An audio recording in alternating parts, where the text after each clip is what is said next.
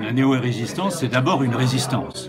C'est-à-dire, c'est d'abord une volonté de lutte, c'est une volonté d'avoir un esprit commun de combat contre l'horreur, la barbarie, l'inhumanité, contre des gens qui finalement veulent détruire ce sur quoi nous avons édifié notre société, c'est-à-dire la liberté d'expression, c'est-à-dire l'égalité des sexes, c'est-à-dire la possibilité d'avoir une religion, de ne pas en avoir, d'en changer. Ces choses-là sont fondamentales. La possibilité de circuler librement, de vivre librement, sont ce que nous devons défendre. C'est ça qu'il faut protéger. C'est contre les attaques à cela qu'il faut résister.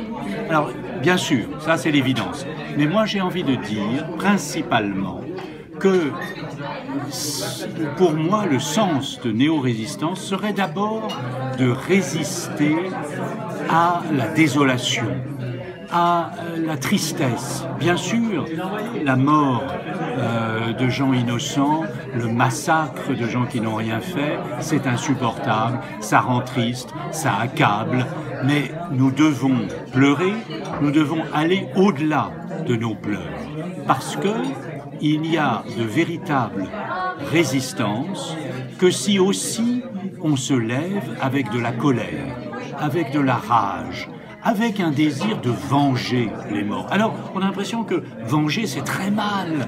Qu'est-ce que c'est? Il ne faut pas se venger, il ne faut pas avoir de haine, il faut pardonner, il faut rester serein. Ça n'est pas vrai. On ne peut résister, on ne peut se battre, on ne peut contrer des ennemis qui veulent tuer tout ce qui nous est cher, que si on commence aussi à les détester et donc à avoir de la rage, à avoir de la haine. Il y a un bon usage de la haine. Ça ne veut pas dire la haine qui serait sans limite, qui serait contre tout le monde et n'importe qui serait contre les étrangers, qui serait la haine générale contre les musulmans. C'est pas ça. Contre les terroristes, il est bon d'avoir de la rage parce que on n'aura pas de lutte, on n'aura pas de victoire si on reste uniquement dans la tristesse. La tristesse, c'est la défaite. Ici, nous ne sommes que tristes, accablés, désolés. Ils ont gagné. Si nous voulons les battre, il faut commencer aussi à faire une résistance qui passe par de la rage, qui passe par une haine, et quand je parle d'un bon usage de la haine, je veux dire que haïr des bourreaux, haïr des assassins, haïr du totalitarisme, haïr de l'inhumanité, c'est une bonne chose. Je crois qu'il faut tout à la fois, il faut s'enfermer dans rien. Il faut quelque chose d'un bon usage de la haine pour sortir d'un enfermement dans le sanglot, dans la tristesse, dans l'accablement, dans la dépression, parce que pour agir, il faut vouloir faire quelque chose, et il y a évidemment des ennemis et aussi des gens dont nous sommes solidaires. Il y a des solidarités, il y a de l'amour, il y a de la tristesse, il y a du combat, il y a de la lutte. C'est pas les mêmes moments, c'est pas les mêmes instants, mais il faut tout tenir ensemble, il faut tout combiner si on veut résister.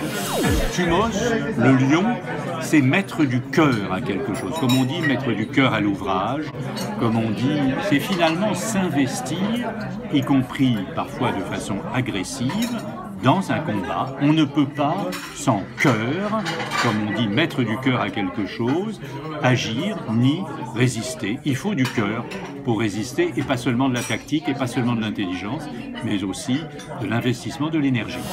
Je crois que ce qu'il y a de nouveau, c'est le fait que nous sommes aujourd'hui dans une sorte d'immersion complète dans les affects. Les affects sont devenus, les émotions, les sentiments sont devenus notre politique.